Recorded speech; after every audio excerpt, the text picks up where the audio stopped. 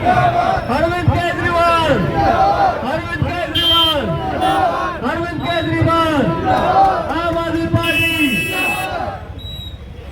मोदी चोर में बजाओ, मोदी तेरी तानाशाही नहीं चलेगी, नहीं चलेगी, मोदी तेरी तानाशाही नहीं चलेगी, नहीं चलेगी, मोदी तेरी तानाशाही। नहीं चलेगी, नहीं चलेगी। आम आदमी पार्टी जिंदाबाद, आम आदमी पार्टी। जिंदाबाद। भारत माता की वंदे मातरम। अरे मोदी तेरी तानाशाही नहीं चलेगी, नहीं चलेगी। केजरीवाल तुम आगे बढ़ो, हम तुम्हारे साथ हैं, अरविंद केजरीवाल आगे बढ़ो, हम तुम्हारे साथ हैं।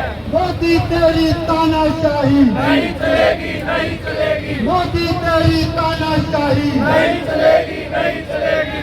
भारत माता दी, भारत माता दी। इंकलाब जिंदाबाद, इंकलाब। पूरे देश में लोगों में इस बात को लेकर नाराजगी है कि भारतीय जनता पार्टी ने फर्जी मामले बना करके अरविंद केजरीवाल जी ने भरे कोर्ट में बताया कि 4 बयानों के आधार पे, सिर्फ 4 बयानों के आधार पे एक सिटिंग चीफ मिनिस्टर को इन्होंने गिरफ्तार कर लिया। और वो चारों के चारों बयान ऐसे हैं जिसमें पहले 10 बार उन्होंने बयान दिया जिसमें अरविंद केजरीवाल जी का नाम नहीं लिया, उसको ऑन रिकॉर्ड नहीं रखा। 11वें बयान को जब उन्होंने दबाव में आके टूट के केजरीवाल जी का नाम लिया, उसको ऑन रिकॉर्ड रख लिया और अरविंद केजरीवाल जी को गिरफ्तार कर लिया। लोगों के अंदर इस बात को लेके जबरदस्त गुस्सा है, इसलिए पूरे देश के अंदर रोष प्रदर्शन हो रहे हैं, विरोध प्रदर्शन हो रहे हैं। गोहाना में आज होने वाला ये विरोध मार्च, ये मशाल मार्च उसी का एक हिस्सा है। क्या कहना चाहोगे, जिस तरह से गिरफ्तारी की है तो उसको क्या कहना चाहोगे? नहीं, हम तो स्पष्ट तौर पे ये कहते हैं कि ये पीएमएलए एक्ट में ये कहते हैं प्रोसीड ऑफ क्राइम, कि मतलब क्राइम का पैसा कहाँ गया। मैं तो स्पष्ट तौर पे ये कहना चाहता हूँ कि हमने सबूत पेश कर दिए हैं कि इलेक्टोरल बॉन्ड में ये डेटा निकल के आया है कि शराब घोटाले के जो मुख्य अभियुक्त थे, जो ऑरबिंदो फार्मा के शरद चंद्र रेड्डी जो मुख्य अभियुक्त थे, उनकी गिरफ्तारी के 5 दिन बाद 5 करोड़ रुपया बीजेपी के अकाउंट में गया।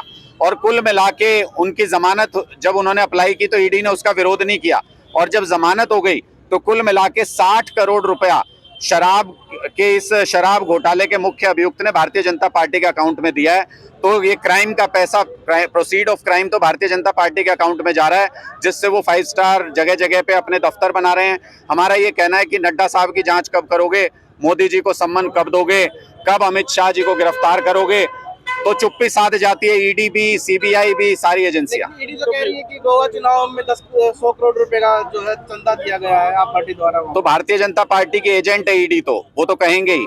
हम ये कह रहे हैं आज तक इतने 250 से ज्यादा रेड किए हैं इन्होंने हमारे नेताओं पे। सत्येंद्र जैन अंदर हैं, मनीष सिसोदिया अंदर हैं, संजय सिंह अंदर हैं, अब अरविंद केजरीवाल जी की गिरफ्त में। उसके बावजूद आज तक हमारे किसी नेता के हाथ से चवन्नी भी बरामद नहीं कर पाए, चवन्नी भी। और हम 60 करोड़ रुपए का सबूत दे रहे हैं कि भारतीय जनता पार्टी के अकाउंट में गया है। तो जनता खुद समझती है कि कौन घोटालेबाज है, कौन भ्रष्टाचारी है और कौन ईमानदार है। हम तो ये भी कहते हैं कि आज भी हमने ये मामला सामने रखा है, ईडी ने कोर्ट के अंदर ये कहा कि केजरीवाल जी अपने मोबाइल का पासवर्ड नहीं दे रहे। भाई मोबाइल का पासवर्ड क्यों चाहिए केजरीवाल जी का? जब क्राइम हुआ, जिस घोटाले की बात कर रहे हैं, वो घोटाले की बात तो 2 साल पहले की है। उस वक्त जो फोन इस्तेमाल करते थे, ईडी ने खुद कहा कि वो फोन अब अरविंद केजरीवाल जी के पास नहीं है। 2-3 महीने पहले से जो फोन इस्तेमाल कर रहे हैं उसका पासवर्ड क्यों चाहिए? ईडी को घोटाले की जांच नहीं करनी, ईडी को 2-3 महीने पहले के फोन का पासवर्ड इसलिए चाहिए क्योंकि उसके अंदर हमारे इलेक्शन के प्लान्स हैं, उसके अंदर इंडिया गठबंधन के नेताओं के साथ अरविंद केजरीवाल जी की बातचीत है, उसके अंदर हमारे सीट बाय सीट सर्वे हैं जहां भी आम आदमी पार्टी लड़ रही है। ये ईडी को नहीं चाहिए पासवर्ड अरविंद केजरीवाल जी के फोन का, ये भारतीय जनता पार्टी को पासवर्ड चाहिए क्योंकि उनको वो प्लान जानने हैं। उनको लग रहा है कि हारेंगे इंडिया गठबंधन के हाथों भारतीय जनता पार्टी के कैंडिडेट, इसलिए हमारा सीक्रेट प्लान जानना उनको। चुनाव को लेकर जो फंसाया जा रहा है कहीं ना कहीं पूरी तरह से ये राजनीतिक साजिश है और इसका लोग राजनीतिक रूप से इनको जवाब देंगे, आप देखते जाइए। तानाशाही किसी की नहीं चली। चुनाव तो सद्दाम हुसैन भी कराता था, चुनाव तो पुतिन भी कराते हैं रशिया में, लेकिन इंडिया को हम सद्दाम हुसैन की तरह इराक नहीं बनने देंगे, इंडिया को हम रशिया की तरह, पुतिन साहब की तरह चुनाव नहीं कराने देंगे। यहाँ पे लोकतंत्र का राज है, लोकतंत्र का राज रहेगा। जो भी तानाशाही लाना चाहेगा लोग उसको उखाड़ फेंकेंगे लोकतंत्र के माध्यम से। बीजेपी ज्वाइन की है, उनकी किस्मत में नहीं होगा सत्ता में आकर के वापस संसद में जाना। वो एक हारे हुए उम्मीदवार थे, विधानसभा चुनाव में एक हारे हुए उम्मीदवार थे। आम आदमी पार्टी के कार्यकर्ताओं ने अपनी ताकत के दम पर उनको संसद भेजा। उनकी किस्मत में नहीं होगा। ऐसे बहुत से लोग पंजाब में पहले भी छोड़ के गए थे, आज अपना माथा पीट के रो रहे हैं कि सरकार में होते अगर आम आदमी पार्टी में होते। तो मुझे लगता है ऐसे लोगों का कोई मायने नहीं है। आम आदमी पार्टी कार्यकर्ताओं के कंधों पर टिकी हुई पार्टी है, जिसको चाहेंगे उसको जिता के संसद भेज देंगे कार्यकर्ता। पंजाब में इंडिया गठबंधन नहीं किया गया। पंजाब की परिस्थितियां और बाकी जगह की परिस्थितियां अलग हैं। पंजाब में हम लोग सरकार में और कांग्रेस मुख्य विपक्षी दल है। हम नहीं चाहते कि किसी भी तरीके का कोई पॉलिटिकल फायदा गठबंधन की वजह से दूसरी पार्टियों को हो, भारतीय जनता पार्टी को हो। इसलिए पंजाब में विचार विमर्श करके आपसी सहमति से निर्णय हुआ कि वहां अलग अलग चुनाव लड़ेंगे और बाकी जगह एक साथ चुनाव लड़ेंगे। मिलकर लड़ा जाता तो और ज्यादा फायदा होता। देखिए, चूंकि वहां पर मुख्य मुकाबला आम आदमी पार्टी और कांग्रेस के बीच में है, इसलिए बहुत सारे लोग ऐसे भी हैं जो गठबंधन अगर होता है तो मुख्य विपक्षी दल भारतीय जनता पार्टी और उनके अलाइज बन जाते हैं वहां पे। हम ऐसी स्थिति नहीं करना चाहते। जो भी सांसद जीतेंगे, किसी के भी जीते आएंगे तो इंडिया गठबंधन में।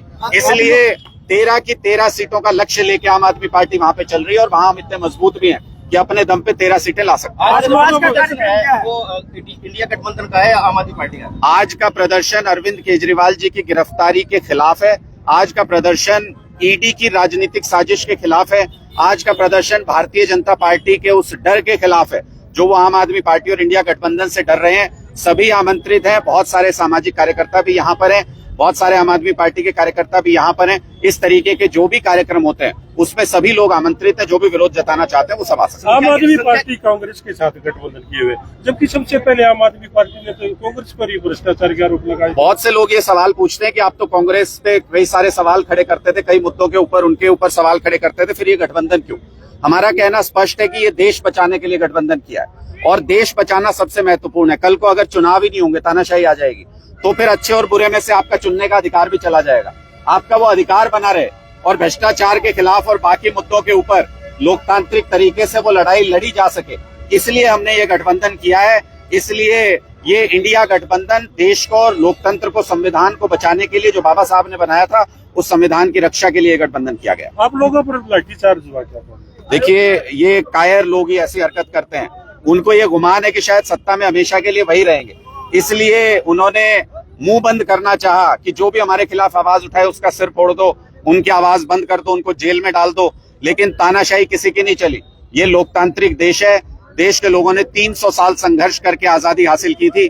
इस आजादी को किसी भी कीमत पे जाने नहीं देंगे। आम आदमी पार्टी के हिस्से में एक सीट आई है, कुरुक्षेत्र की सीट। वहाँ तो त्रिकोणीय मुकाबले में आपका प्रत्याशी 100% रिजल्ट देंगे। वहां पे 2 ही ढेरी है चुनाव की पूरे हरियाणा के अंदर। जब से इंडिया गठबंधन बना है सिर्फ 2 ही चुनाव की ढेरी है। जो अंधभक्त है वो बीजेपी को वोट देंगे और जो देशभक्त है वो इंडिया गठबंधन के उम्मीदवार को वोट देंगे। तीसरी वोट की कोई ढेरी नहीं है। तीसरा जो भी उम्मीदवार आता है वो भारतीय जनता पार्टी का उम्मीदवार है, वो भारतीय जनता पार्टी की कठपुतली है। किसी को कुरुक्षेत्र में भी ये वहम नहीं रखना चाहिए कि ताऊ का लाल आ गया चुनाव लड़ने। ये ताऊ का लाल नहीं है, ये बीजेपी का दलाल है।